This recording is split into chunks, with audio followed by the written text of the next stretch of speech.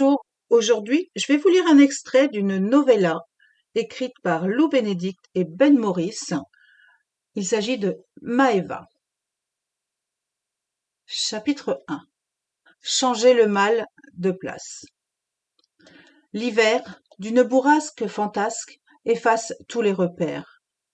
Dès qu'elle s'extirpe du véhicule, Maëlie grimpe sur les hanches de sa mère, Dulcinée, et s'y dandine alors qu'elle traverse une giboulée qui monte en intensité. La fillette ne réussirait pas à avancer, par elle-même, car elle s'enfoncerait jusqu'au menton dans la neige accumulée. Maëlie ne se rappelle pas quand sa mère l'a portée de la sorte pour la protéger.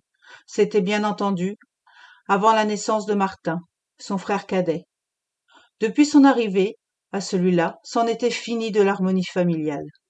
Sa mère s'est mise à pester contre tout et rien, comme si le monde entier allait de travers. À califourchon sur les épaules de son grand frère Léo, Martin se cramponne au capuchon de son anorak.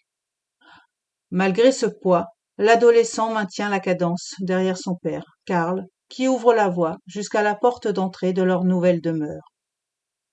La petite cohorte progresse ainsi, à pas de tortue, à travers l'épaisse croûte de neige qui embourbe leurs jambes et retient leurs pas. Des bourrasques leur coupent le souffle et rendent le parcours encore plus exténuant. Le tableau qui se déploie sous leurs yeux est accablant.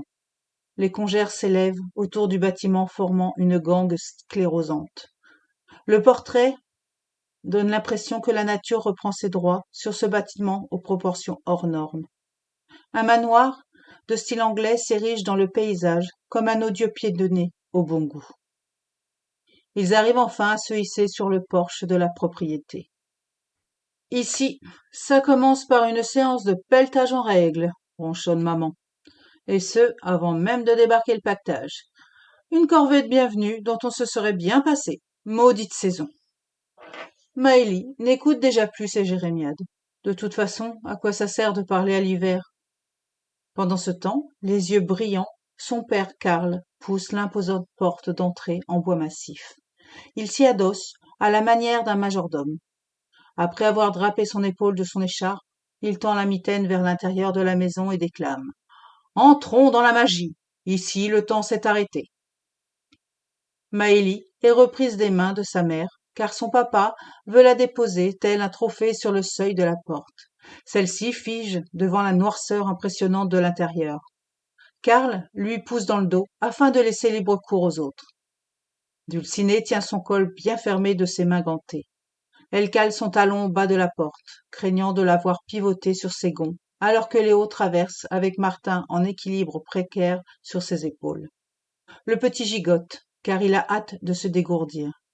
Dulcinée tente de passer la porte à son tour pour rejoindre les autres, mais se heurte à Léo, qui ne bouge plus, immobilisé derrière Karl et Maëlie.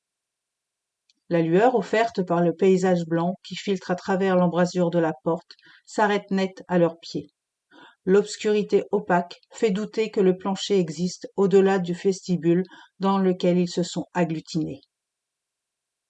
Martin a repris l'usage de ses jambes et tire sur la manche de son père. Karl le prend dans ses bras. Il connaît son jeu. Actionner le premier commutateur à sa disposition. Au plafond, un lustre en cristal couvre le vestibule d'un halo gibbeux, courbant les surfaces comme si les murs cherchaient à repousser les intrus. Les matériaux décrépits créent une lourde atmosphère. Le sol est recouvert d'un tapis dont le rouge s'est évanoui au centre, laissant apparaître sa trame de coton défraîchi. Les boiseries sont ponctuées d'encadrements recouverts de tissu blanc, sans doute les portraits d'ancêtres au regard solennel. Un escalier monumental monte vers l'étage où se trouvent les chambres. De chaque côté de l'escalier, seules paraissent des portes closes sur des secrets et des mystères. Cette antichambre à l'histoire de la demeure semble murmurer aux visiteurs. Entrez, si vous l'osez. Un petit courant d'air, suivi d'un ricanement, se répercute dans le vestibule. Maëlie s'est débottée et gagne son pari d'entrer la première. T'amuses, tu vas la trouver ici, tu crois? Raille la voix de Dulcinée en refermant derrière elle l'immense pièce d'ébénisterie avec sa fenêtre en demi-lune. T'amuses? Trouver? Youpi! S'exclame Maëlie On fait un jeu, ça commence bien.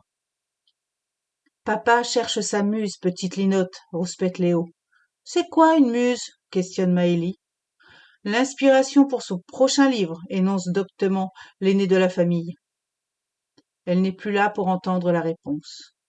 Moi, j'ai trouvé un fantôme, lance-t-elle.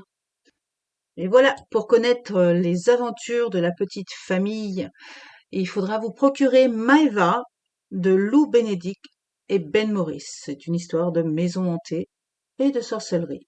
Je ne vous en dis pas plus et je vous dis à très bientôt. Au revoir!